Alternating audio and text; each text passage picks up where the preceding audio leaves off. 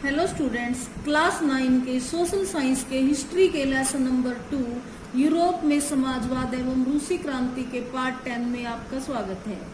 बच्चों, पिछले पार्ट्स में हम एनसीईआरटी के अभ्यास के 4 प्रश्न उत्तर कर चुके हैं।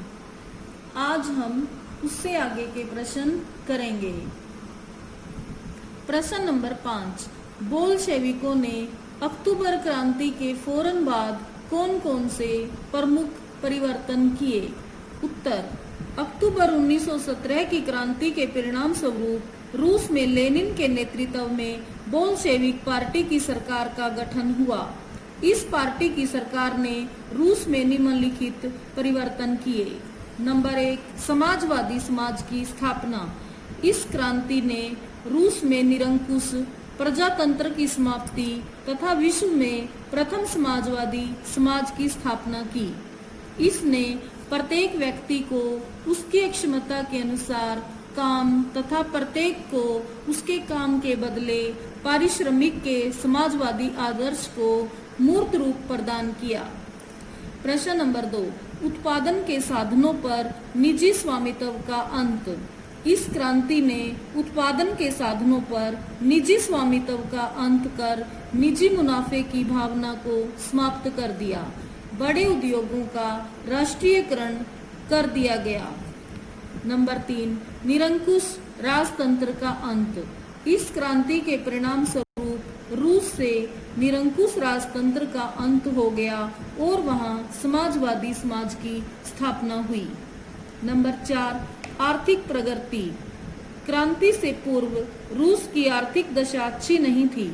नई सरकार ने औद्योगिक विकास के सभी साधनों पर सरकारी नियंत्रण स्थापित कर दिया। कुछ ही वर्षों में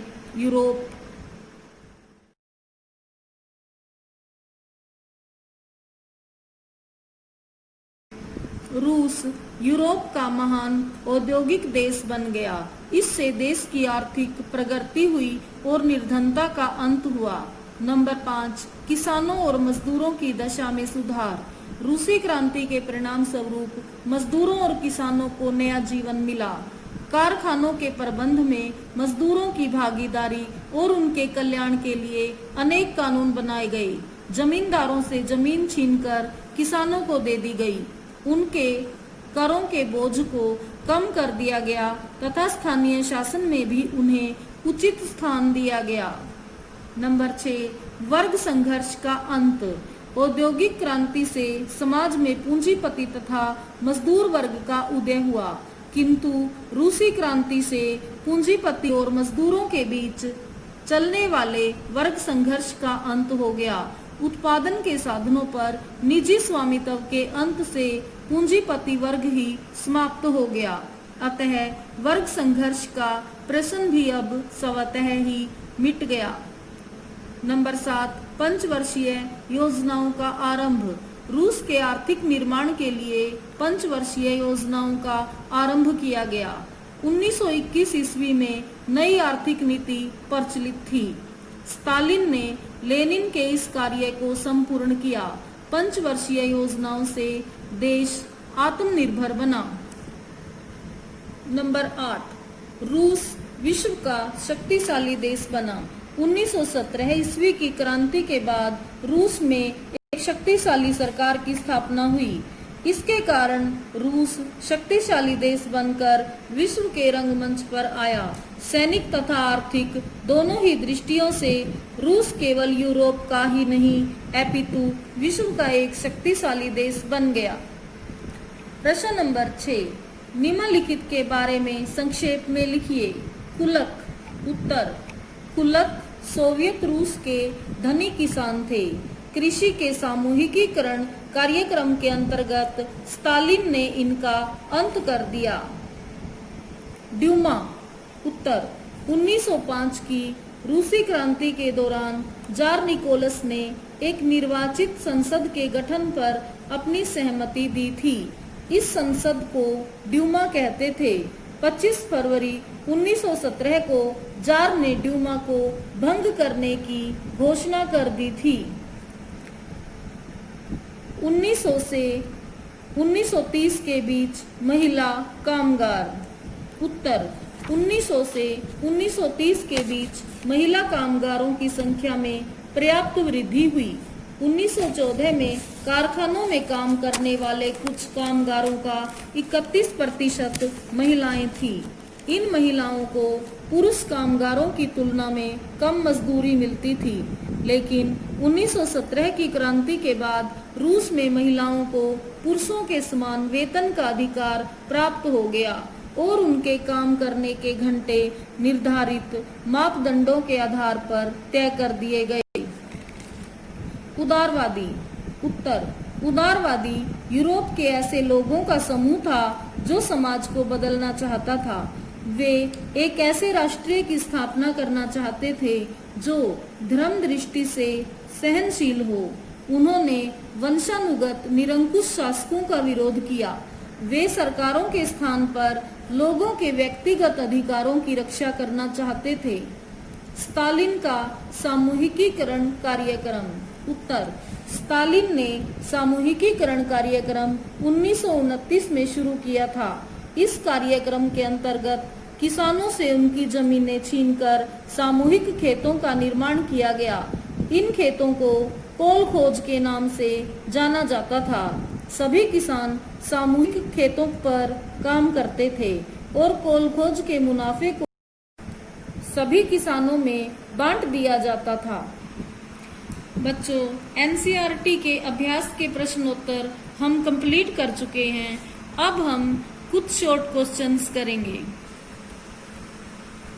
प्रश्न नंबर 1, पूंजीवाद की प्रमुख विशेषताएं कौन कौन सी हैं? उत्तर पूंजीवाद की प्रमुख विशेषताएं निम्नलिखित हैं।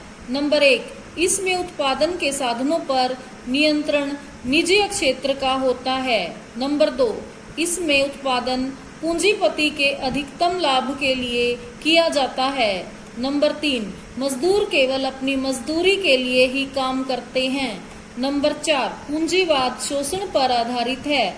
इसमें मजदूरों के अधिकार सुरक्षित नहीं होते। प्रश्न नंबर 2, समाजवादी विचारधारा की 3 विशेषताएं बताइए। उत्तर समाजवादी विचारधारा की 3 विशेषताएं निम्नलिखित हैं। नंबर 1, इसमें राष्ट्रीय संसाधनों पर सार्वजनिक नियंत्रण होता है। नंबर 2, इसमें सामाजिक और आर्थिक समानता पर बल दिया जाता है। नंबर 3, इसमें संपत्ति का न्यायपूर्ण बंटवारा होता है। प्रश्न नंबर 3, रूसी क्रांति के कोई 3 कारण बताओ। उत्तर रूसी क्रांति के 3 कारण निम्नलिखित हैं। नंबर 1, रूस में जार का निरंकुश शासन था।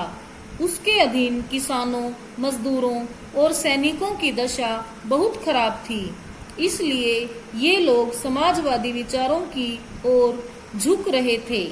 नंबर 2, रूस जापान युद्ध में रूस हार गया था। रूसी जनता ने इस हार के लिए जार को जिम्मेवार ठहराया और उसके विरुद्ध विद्रोह कर दिया था। जार ने जनता को शांत करने के लिए सुधारों का वचन दिया, परंतु वचन पूरा न किया। नंबर 3, प्रथम विश्व युद्ध में रूस बहुत से मोर्चों पर हार रहा था, इसलिए 1917 ईस्वी में रूस में क्रांति फूट पड़ी और जार को सिंहासन छोड़ना पड़ा। प्रश्न नंबर 4, रूस की 1905 ईस्वी की क्रांति 1917 की क्रांति की जननी कही जाती है, क्यों? उत्तर 22 जनवरी 1905 को रविवार के दिन मॉस्को में एक विशाल जुलूस जार के महल की ओर शांतिपूर्ण ढंग से किया जा रहा था। इसके नेता जार के सामने 11 मांगों की एक याचिका देने जा रहे थे। ये लोग नारा लगा रहे थे कि छोटे भगवान हमें रोटी दो। जार की इच्छा थी कि जनता उसे भगवान माने, इसी कारण रूस की जनता उसे छोटा भगवान कहती थी। जार की सेना ने इन निहत्थे लोगों पर गोली चला दी और लगभग 100 व्यक्ति वहीं मारे गए। सेना ने लगभग 60,000 व्यक्तियों को बंदी बना लिया। इसी कारण 22 जनवरी 1905 का दिन इतिहास में खूनी रविवार के नाम से प्रसिद्ध है। यह क्रांति उस समय तो दबा दी गई, परंतु अंदर ही अंदर यह आग सुलगती रही और 1917 ईस्वी में एक महान क्रांति के रूप में प्रकट हुई। इसी कारण 1905 ईस्वी की क्रांति को 1917 की क्रांति की जननी कहा जाता है। प्रश्न नंबर 5, पूंजीवाद किस प्रकार से 1917 की रूसी क्रांति का एक महत्वपूर्ण कारण बना? उत्तर, पूंजीपति कृषक तथा मजदूर वर्ग का बड़ी निर्दयता से शोषण करते थे। युद्ध काल में भी उन्होंने भारी लाभ कमाने के प्रयत्न किए।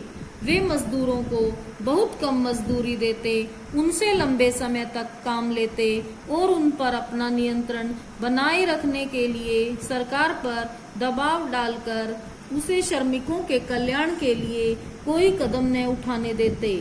इस पर उन दिनों वस्तुओं के दाम आकाश को छूने लगे। भ्रष्ट राज्याधिकारियों से मिलकर पूंजीपतियों ने इतना लाभ कमाया कि युद्ध के 8 महीनों में सेना की सामग्री पहुंचाने की व्यवस्था अस्त व्यस्त हो गई और सेना के पास गोला बारूद, अस्त्र शस्त्र, खाद्य सामग्री और यहाँ तक कि वर्दी भी न रही। परिणाम स्वरूप बहुत बड़ी संख्या में रूसी सैनिक मारे गए और रूस को पराजय का मुंह देखना पड़ा। इस प्रकार पूंजीवाद 1917 ईस्वी की क्रांति का एक महत्वपूर्ण कारण बना।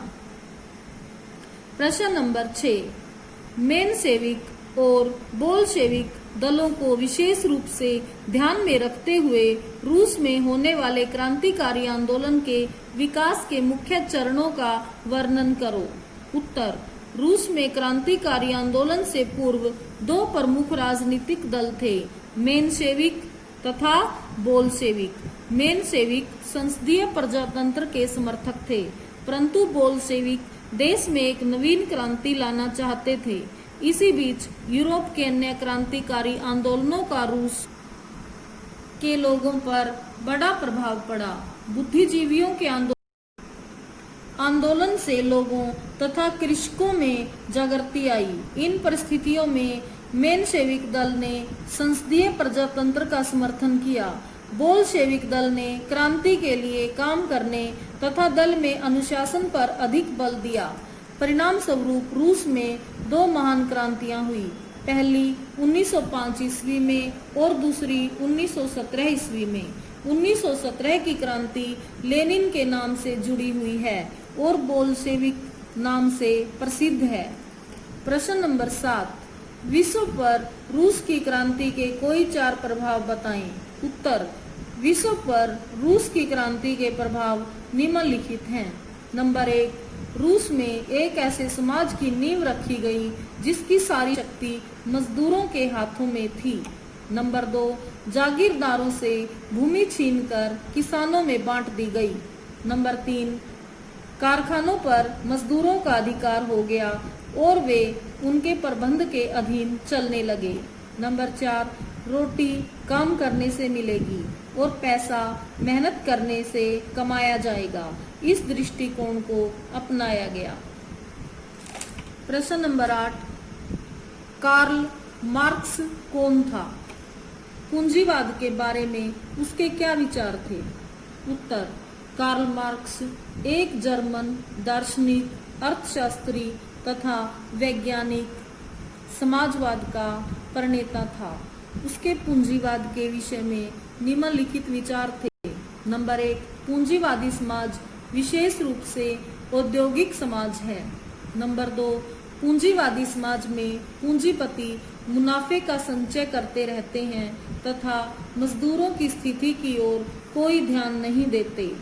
नंबर 3, पूंजीवादी में मजदूर केवल अपनी मजदूरी तक ही सीमित रहते हैं। नंबर 4, पूंजीवादी के खिलाफ होने वाले संघर्ष में जीत अंततः मजदूर वर्ग की ही होगी। प्रश्न नंबर 9, रूसी क्रांतिकारियों के मुख्य उद्देश्य क्या थे? उत्तर, रूसी क्रांतिकारियों के मुख्य उद्देश्य निम्नलिखित थे। नंबर 1, रूस की जनता जार की साम्राज्यवादी नीति से बहुत दुखी थी, वह शांति चाहती थी। नंबर 2, रूस में किसानों की दशा अत्यंत शोचनीय थी। उनके पास छोटे छोटे खेत थे जिन पर वे पुराने ढंग से खेती करते थे। उन्हें भारी कर देने पड़ते थे।